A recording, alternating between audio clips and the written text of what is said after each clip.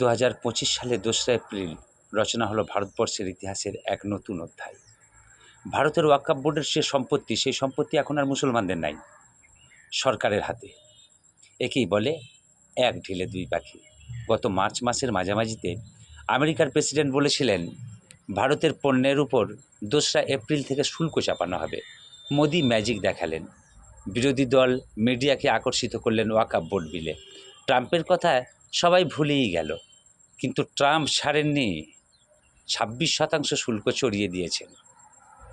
বর্তমানে ওয়াকফ সম্পত্তি রাজনীতি জগতের একটা ব্রহ্মাস্ত্র। মুসলিম সম্প্রদায় হলো বলির পাঁঠা। ওয়াকফ সম্পত্তি ভারতে ছিল, ভারতে আছে, ভারতেই থাকবে। বর্তমান লাদাখের অনেক জায়গা চীন দখল করে গ্রাম বসিয়ে নিয়েছে। এ নিয়ে কারো কোনো প্রশ্ন নেই, কারো কোনো মাথা ব্যথা নেই।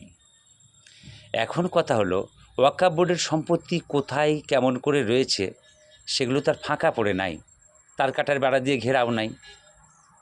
যেখানে যা রয়েছে, যেমন মসজিদ হয়ে রয়েছে কোথাও, কোথাও গোরস্থান, দরগা, মার্কেট, স্টেডিয়াম কিংবা ঘরবাড়ি করে কেউ বসবাস করছে। এগুলো বিভিন্ন রাজ্যে রাজ্য সরকারের তত্ত্বাবধানেই আছে। এখন প্রত্যেকটি রাজ্য সরকারকে কিন্তু কেন্দ্রের সুরে সুর মিলাতে হবে, তা না হলেই খেলা হবে শুরু বুলডেজার বাবা। এখন প্রশ্ন হলো, 1954 সালে ওয়াকফ সম্পত্তির উপর মুসলিম ল পার্সোনাল বোর্ড তৈরি করা হয়েছিল। এই 69 বছরের সম্পত্তির হিসাব কে দেবে?